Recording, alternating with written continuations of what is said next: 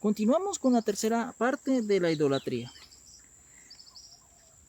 Éxodo capítulo 20, versículo 23 dice: No hagáis conmigo dioses de plata ni dioses de oro os haréis. Dios dijo: De mí no hagan ninguna imagen ni de oro ni de plata. ¿Y por qué Dios dijo?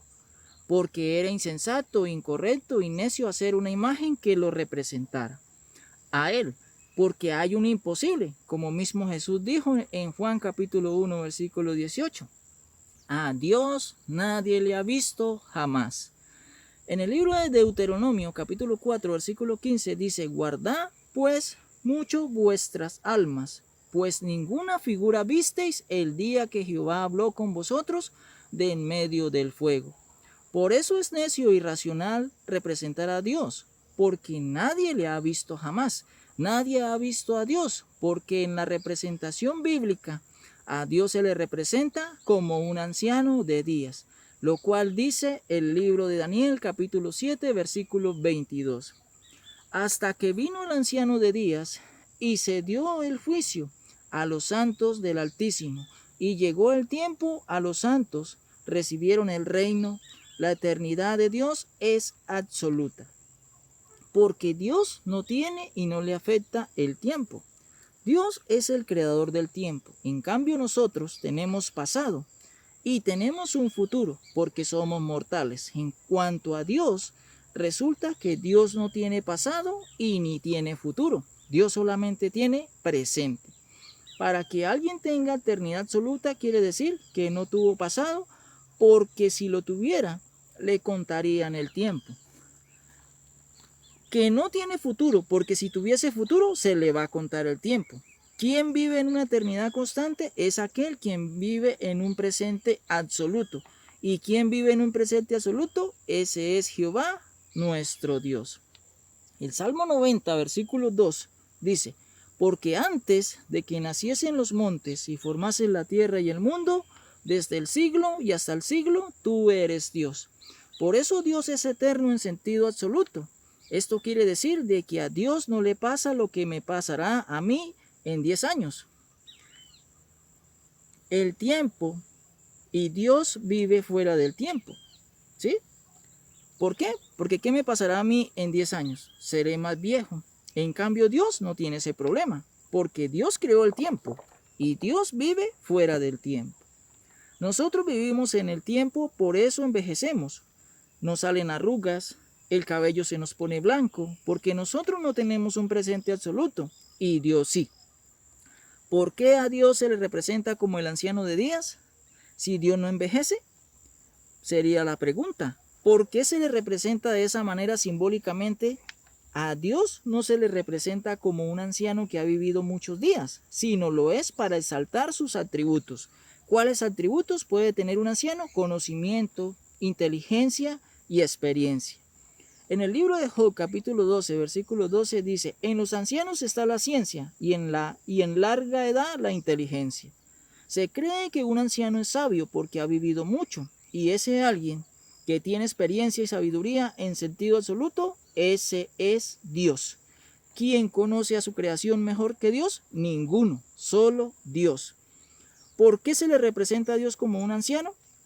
No porque lo sea, sino porque según Job capítulo 12, versículo 12, es porque a Dios se le considera y se tiene muy claro de que un anciano tiene sabiduría, experiencia y capacidad en el conocimiento para direccionar. Por eso no se debe representar a Dios físicamente como un anciano, porque en primera medida no lo es y en segunda medida es un acto simbólico, donde se representan sus cualidades y las exalta. Viene la parte más compleja, porque si se tiene claro que a Dios nadie le ha visto, porque no podemos encontrar una característica donde podamos representar a Dios, porque la Biblia dice que a Dios nadie le vio jamás y ninguna figura vieron. Tengamos presente eso. Pero hay un problema con Jesús o con las imágenes de Jesús. Y es que Jesús sí vino a la tierra y tuvo un cuerpo físico y sus seguidores lo vieron, lo cual quiere decir de que este principio que le atribuimos a Dios Jehová no podemos atribuírselo a Jesús, el Hijo de Dios, por la razón de que Jesús sí tuvo existencia humana y se le vio. Por esa razón, hoy las doctrinas cristianas piensan de que el Jesús histórico, su imagen que publican es así o donde fue así. Pero la garantía de que esa imagen no es así nos lo da la misma Biblia, porque la Biblia omite todo eso con justa razón, porque lo que Dios no quiere es que la imagen de Jesús se convierta en una competencia o en un ídolo. Primero, quienes debieron hablar de las características físicas de Jesús tuvieron que hacerlo o tuvieron que haber sido los apóstoles. ¿Y cuántos son los evangelios? Son 4 evangelios: Mateo, Marcos, Lucas y Juan. Y 2 de estos fueron apóstoles. ¿Quiénes? Mateo y Juan. Estos que estuvieron con Jesús debieron dedicar unas páginas para describir del cómo era Jesús físicamente, pero no lo hicieron ni en su niñez, nunca lo hicieron. Pero como este concepto pasó a las comunidades cristianas de que Jesús era así, y es una necedad representar a Jesucristo.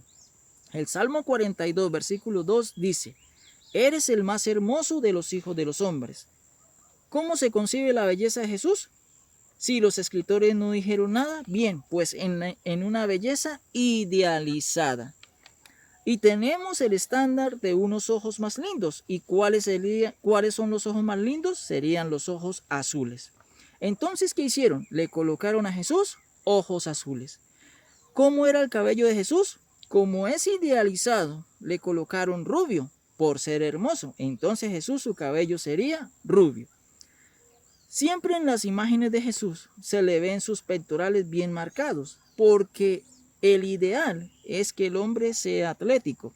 Le ponen ojos azules y cabello rubio.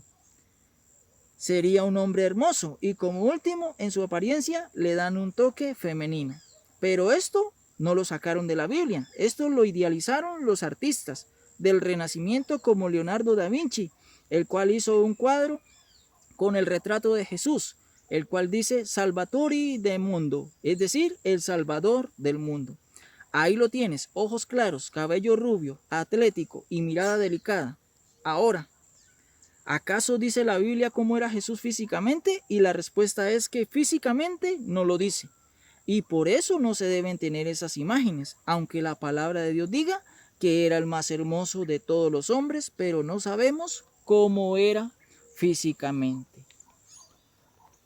Mis amados en el Señor, por eso es importante adquirir el conocimiento, para así discernir con el conocimiento y enseñar correctamente a aquellas personas que aún no han recibido el conocimiento verdadero.